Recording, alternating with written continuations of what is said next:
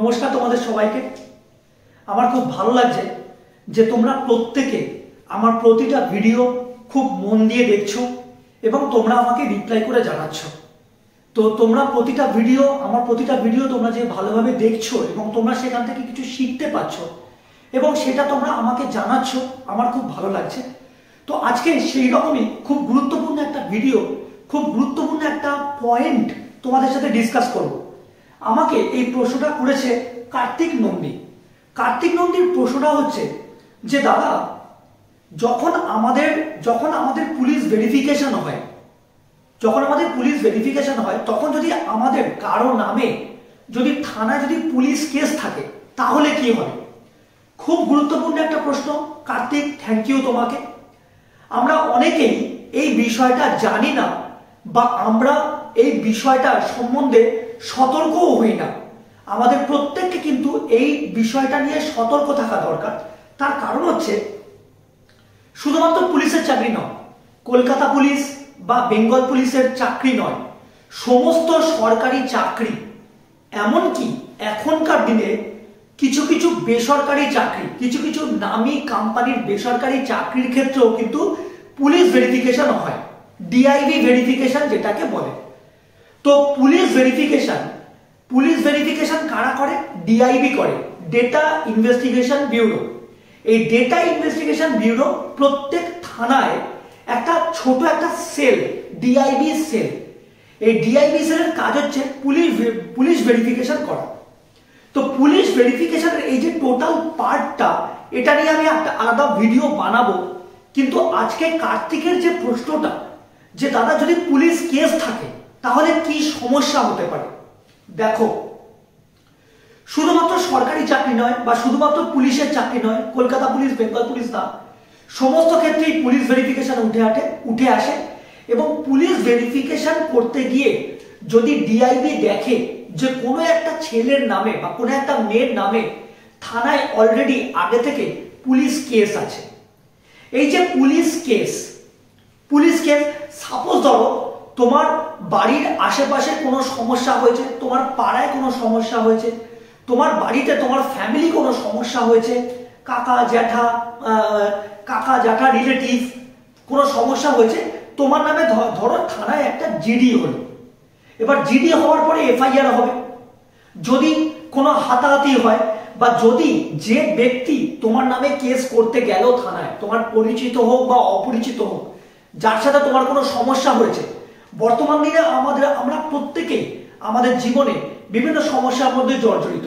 কিন্তু আমরা যারা সরকারি চাকরির জন্য চেষ্টা করছি, আমরা যারা সরকারি চাকরির জন্য প্রিপারেশন নিচ্ছি, পড়াশোনা করছি, যাদের টার্গেট যে আমরা পরবর্তীকালে সরকারি চাকরি করব, আমাদেরকে এই বিষয়গুলো থেকে অ্যালার্ট থাকতে হবে। পাড়ায় কোনো সমস্যা হচ্ছে সেখানে গেলে চলবে না। পারিবারিক রিলেটিভ আত্মীয় স্বজনদের মধ্যে কোনো সমস্যা হচ্ছে, হাতাহাতি হচ্ছে, মারপিট হচ্ছে, সেখানে নিজেকে থাকলে কিন্তু চলবে না।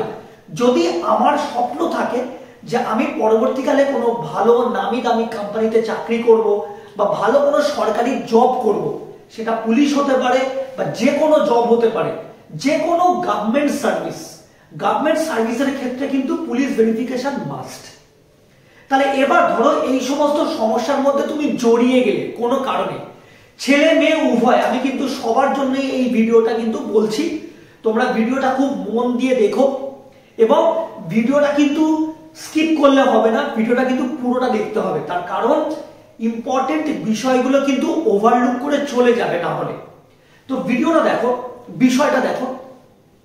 সাপোজ ধরো কোনো একটা সমস্যা হলো, তোমাদের নাম নথিভুক্ত হয়ে গেল থানায়, জিডি হলো এবং জিডি থেকে এফআইআর হলো। যখনই এফআইআর হবে তখনই কিন্তু সেই কেসটা থানায় কোনো একজন আয়ো, ইনভেস্টিগেশন অফিসার, বড়বাবু কোনো একজনকে ইনভেস্টিগেশন অফিসার তৈরি করবেন বা আয়ো বানাবেন। এবার সেই আয়ো ইনভেস্টিগেশন করে এই কেসটা উঠবে কোর্টে। এবার কোর্টে যখনই কেসটা উঠবে, কোর্টের আন্ডারে যখনই তোমার কেসটা উঠে গেল, তোমার নামে থানায় যে কেসটা হয়েছে সেই কেসটা যখন কোর্টে উঠে গেল, সেটা কিন্তু কোর্টে জাজ এর বিচারাধীন হয়ে গেল। এবার সাপোজ ধরো তুমি ওয়েস্ট বেঙ্গল পুলিশের, তুমি ধরো পরীক্ষা পাশ করেছো, তুমি ফিজিক্যাল পাস করেছো, তুমি ইন্টারভিউ পাস করেছো, তুমি মেডিকেল পাস করেছো, এই সমস্ত কিছুর পরে কিন্তু আসে পুলিশ ভেরিফিকেশন।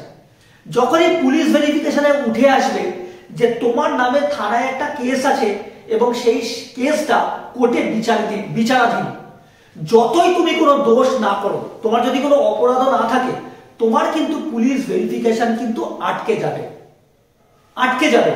এবার ধরো তোমার পুলিশ ভেরিফিকেশন আটকে গেছে, কিন্তু তুমি এই যে চাকরিটা পেয়ে গেছো, তোমার যে পুলিশ ভেরিফিকেশনের জন্য যে তোমার যে চাকরিটা আটকে গেল, এই যে তোমার নামে কেসটা কোর্টে বিচারাধীন, যতদিন না কোর্টে তোমার এই কেসটা মিটছে, যতদিন না রায় হচ্ছে যে তুমি নির্দোষ, ততদিন পর্যন্ত কিন্তু তুমি আর কোনো সরকারি চাকরিতে জয়েন করতে পারবে না।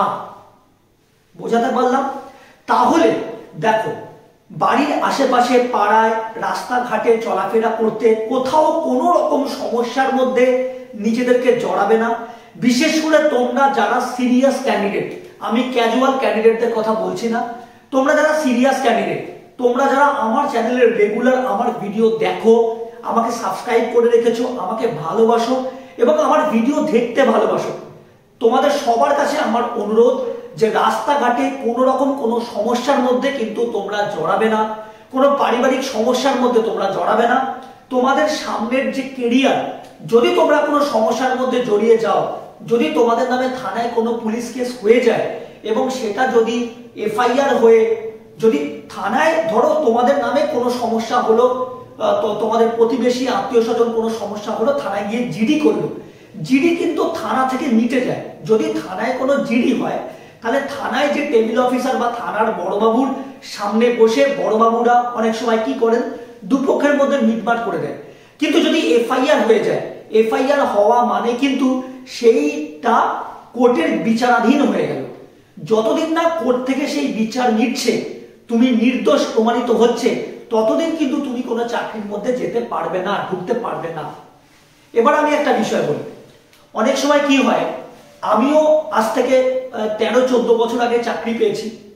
আমি যখন চাকরি পেয়েছি বা আমার যখন চাকরির প্রসেস চলছিল, আমার সময় কিন্তু আমাদের সময় থেকে 2012 সাল থেকে ওয়েস্ট বেঙ্গল পুলিশের চাকরি কিন্তু পিআরবির আন্ডারে আসে এবং লিখিত পরীক্ষা শুরু হয়।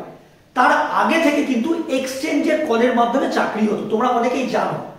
তো পিআরবির মাধ্যমে লিখিত পরীক্ষা দিয়ে শুরু হয়।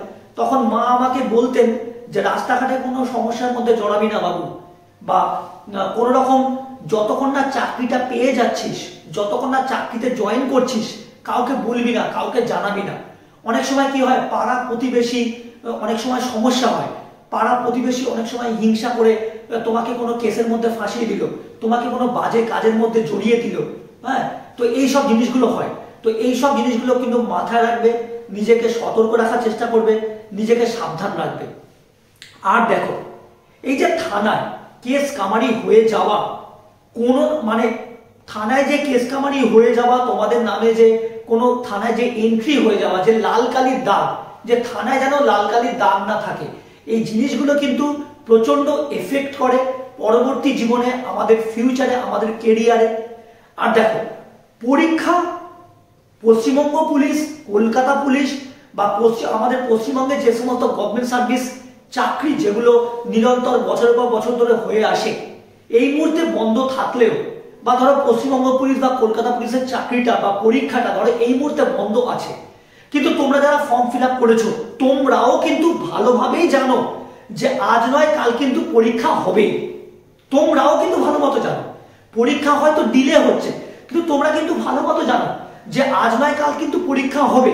সুতরাং আজ নয় কাল যে পরীক্ষা হবে, তোমাদেরকে কিন্তু এই সব দিক থেকে কিন্তু নিট অ্যান্ড ক্লিন থাকতে হবে।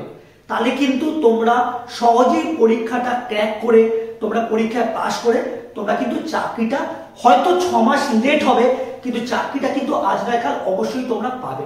সুতরাং সেইভাবেই মেন্টালি প্রিপারেশন রাখো।